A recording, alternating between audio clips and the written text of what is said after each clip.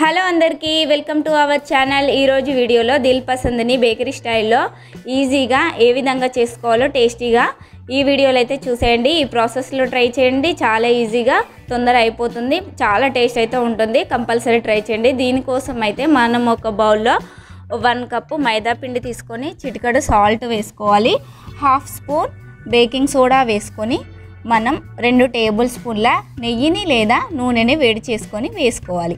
ఇలా వేసుకొని మొత్తం అంతా చక్కగా కలుపుకోవాలి. ఇలా ఈ విధంగా అన్నీ మిక్స్ అయ్యేలా చక్కగా బేకింగ్ సోడా, సాల్ట్, ఆయిల్ అంతా మిక్స్ అయ్యేలాగా మొత్తం కలుపుకోవాలి.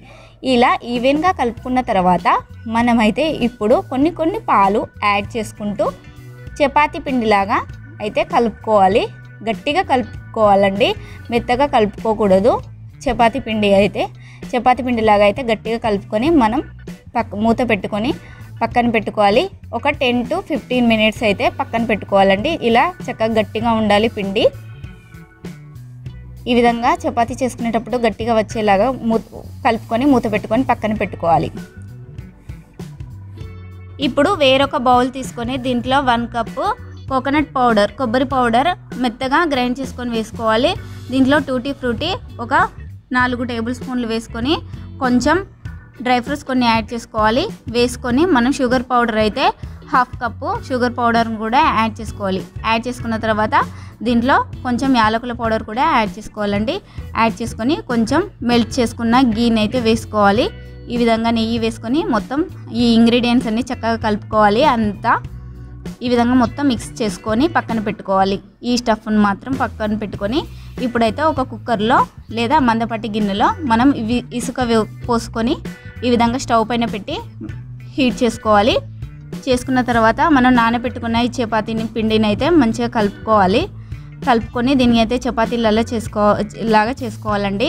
ఈ విధంగా 2 parts లాగా వీడియో తీసుకొని ఒకటి పెద్దగా ముద్ద చేసుకొని ఒకటి ఏమో చిన్న ముద్దలాగా చేసుకొని వీడియోలో చూపిస్తున్నట్టుగా దీన్ని డివైడ్ చేసుకొని చపాతీలాగా అయితే చేసుకోవాలి. ఇప్పుడైతే చిన్న ముద్దనైతే తీసుకొని చపాతీలాగా ఇలా పల్చగా ఒత్తుకోవాలి. ఎంత వీలైతే అంత పల్చగా ఒత్తుకొని ఈ విధంగా చపాతీ కర్రతో చాలా పల్చగా చేసుకొని దీనిపైన నూనె లేదా నెయ్యినంతా స్ప్రెడ్ చేసుకొని దీని మీద కొంచెం మైదా పిండిని అయితే వేసేసుకోవాలి. వేసుకొని దీన్నంతా మలవాలి, ఇట్లా రోల్ చేసుకోవాలి. ఈ విధంగా మొత్తం వీడియోలో చూపిస్తున్నట్టుగా రోల్ చేసేసుకొని దీన్ని మళ్ళీ రౌండ్గా ఇట్లా రోల్ చేయాలండి. వీడియోలో చూపిస్తున్నట్టుగా ఇలా రౌండ్గా చేసేసుకొని మళ్ళీ చపాతీలాగా అయితే దీన్ని చేయాలి. ఇప్పుడైతే బాగా పల్చగా చేయకూడదు, మందంగా చపాతీలాగా చేసుకోవాలి. వీడియోలో చూపిస్తున్నట్టుగా ఈ విధంగా మొత్తం పల్చగా కాకుండా బాగా మందంగా కాకుండా మీడియంగా ఇలా చేసుకొని మనం పక్కన పెట్టుకోవాలి. ఇప్పుడు డివైడ్ చేసుకున్న పెద్ద ముద్దను కూడా తీసుకొని మంచిగా పల్చగా చేసుకోవాలి. సేమ్ ఈ విధంగా పల్చగా చేసుకొని నెయ్యి అంతా రాసుకొని దీనిపైన మళ్ళీ మైదా పౌడర్ అయితే వేసుకొని మళ్ళీ రోల్ చేసుకోవాలి. దీన్ని ఇలా సన్నగా రోల్ చేసేసుకొని దీన్ని రౌండ్గా తిప్పుకోవాలి. ఈ విధంగా రౌండ్గా తిప్పుకొని దీన్ని మళ్ళీ చపాతీలాగా అయితే చేసుకోవాలండి. దీన్ని కూడా చాలా పల్చగా చేసుకోకూడదు, అలాగే మందంగా చేసుకోకుండా ఈ విధంగా చేసుకొని మనం కలిపి పక్కన పెట్టుకున్న స్టఫ్ని అయితే దీంట్లో వేసుకొని మనం మధ్యలో అంతా ఇలా ఒక దగ్గరికి అనుకోవాలి. అనుకొని దీనిపైన ముందుగా చేసిన చపాతీని తీసుకొని దీనిపైన వేసుకోవాలి. వేసుకొని ఈ చపాతీ పైన మనం పిండి ఇలా అతుకోవడం కోసం దీనికైతే వాటర్ అయితే ఇలా రుద్దుకోవాలి. పైన వీడియోలో చూపిస్తున్నట్టుగా ఇలా పైన అంతా రుద్దుకొని ఈ కింది చపాతీని ఇలా మనం డిజైన్గా వీడియోలో చూపిస్తున్నట్టుగా ఇలా ఫోల్డ్ చేసుకుంటూ దానికి ప్రెస్ చేయాలి. ఇలా స్టిక్ చేసుకోవాలి. మొత్తం స్టఫ్ అనేది బయటికి రాకుండా ఇలా మొత్తం ఈవెన్గా అన్నిటినీ ఇట్లా క్లోజ్ చేసేయాలి.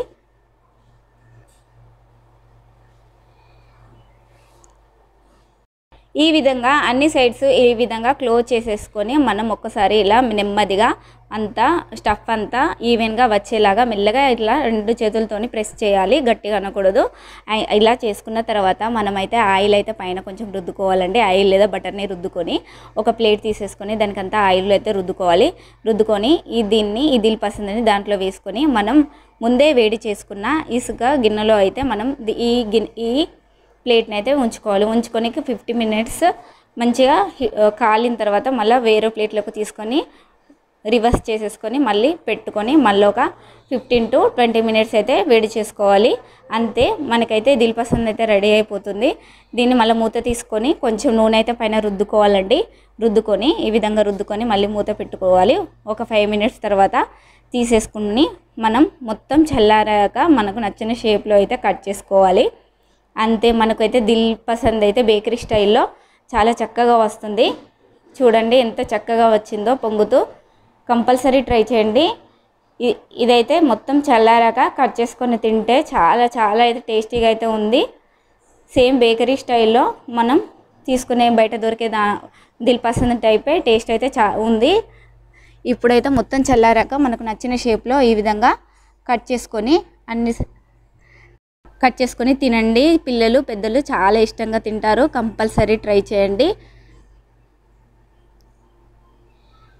ఈ విధంగా అన్నీ మనకు నచ్చిన షేప్లో అయితే కట్ చేసుకొని మంచిగా ఎంజాయ్ చేయొచ్చు. చూడండి, చూస్తుంటేనే తినాలనిపిస్తుంది, అంత టేస్టీగా ఉంటుంది. కంపల్సరీ ట్రై చేయండి. ఈ వీడియో కనుక నచ్చినట్లయితే లైక్, షేర్, కామెంట్ అయితే చేయండి. ఇలాంటి ఈజీ అండ్ క్విక్ రెసిపీస్ కోసం మన ఛానల్ అయితే సబ్స్క్రైబ్ చేసుకోండి. Thank you for watching.